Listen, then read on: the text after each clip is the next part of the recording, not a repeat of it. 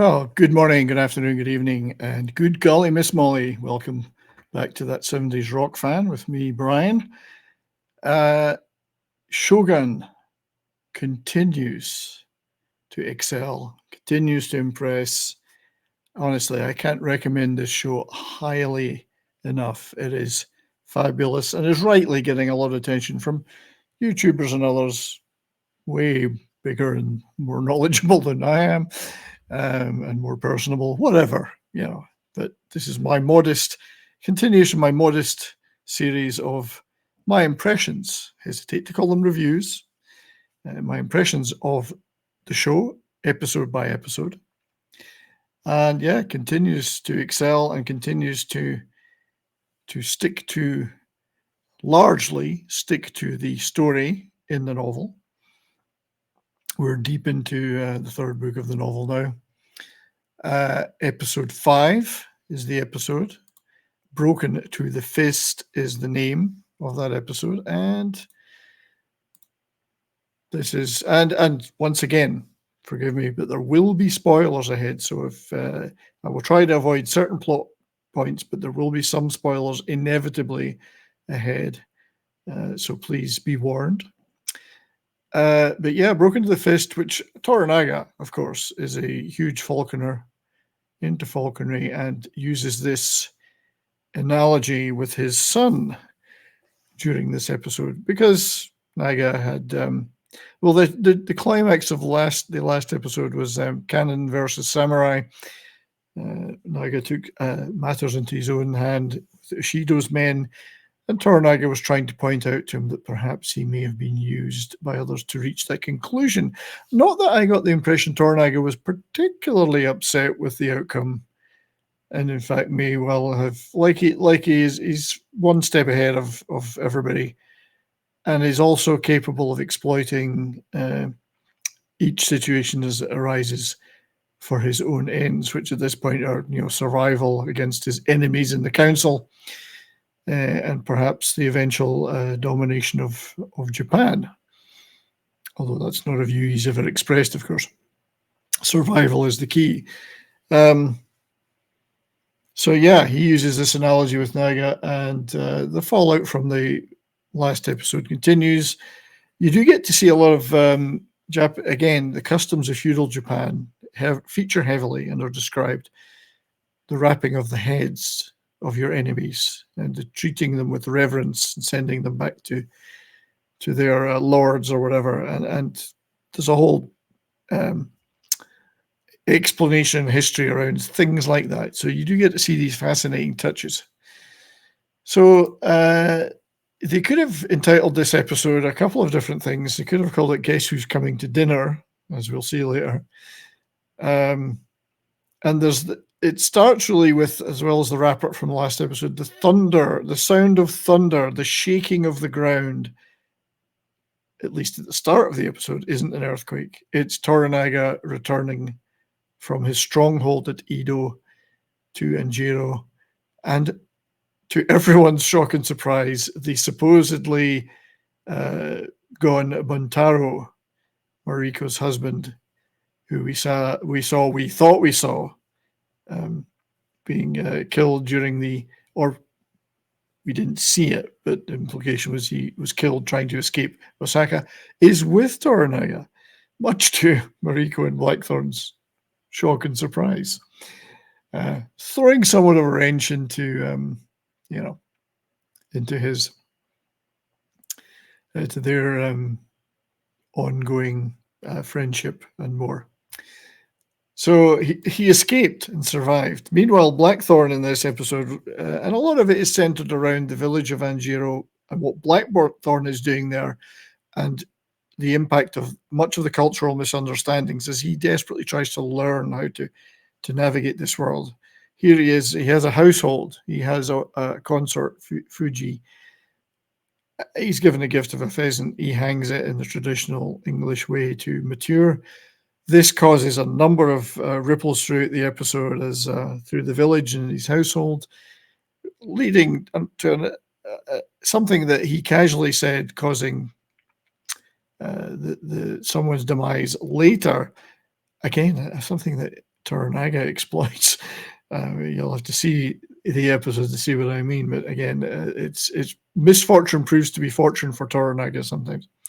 Anyway, he hangs that pheasant and leads a whole chain of events later as he forgets all about it.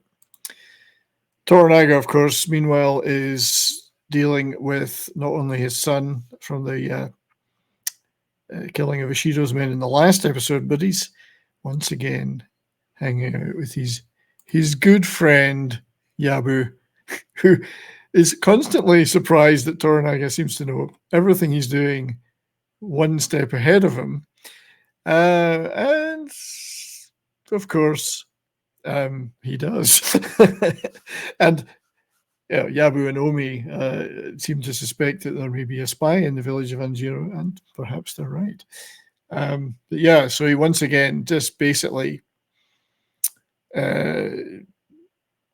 constantly needles Yabu about his betrayal with Ishido and so on, whilst continually baiting him into pledging ever further loyalty to him. He takes off. There's some change in leadership with the Cannon Regiment and so on as well happening. Now, a large part of the episode is taken up with the Guess Who's Coming to Dinner piece. Toranaga has told Buntaro to be quartered in Blackthorn's house, where Mariko, his Buntaro's wife, of course, is living as translator. This leads to an extremely awkward sequence at dinner, as cultural differences and Buntaro's clear disdain for Blackthorn erupt into a series of insults. But also just the presence of alcohol causes, with any guys, no matter what culture, causes a bit of a pissing contest, which gets extremely dangerous and dramatic, but also leads to some revelations for us and for Blackthorn around Mariko's background and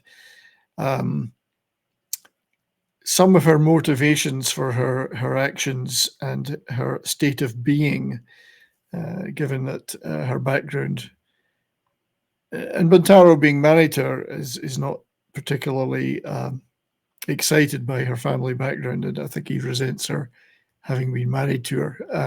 It's a painful past. Anyway, I don't want to give too much away.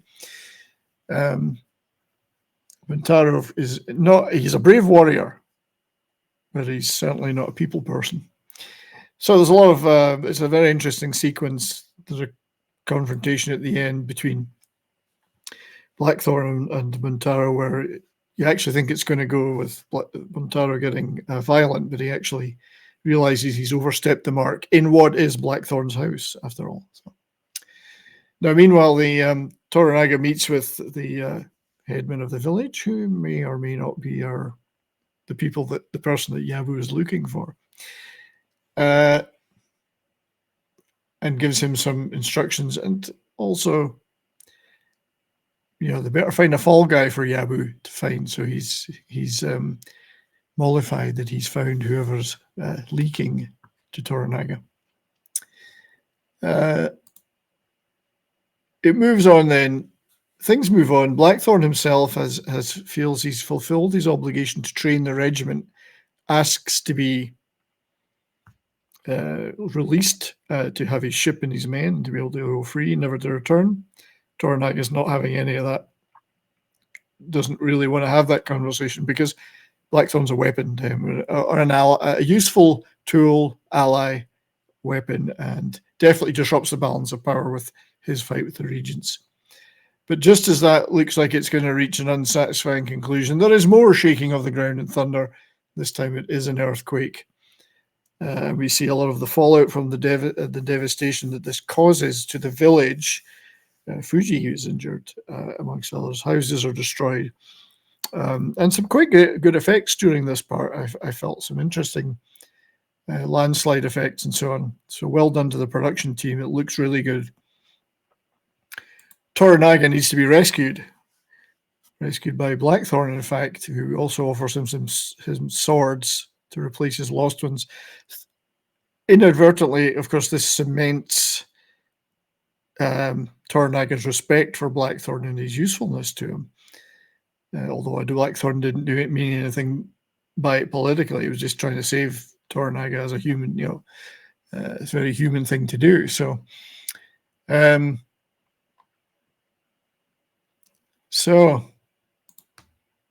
we saw Blackthorn returning to his partially destroyed home.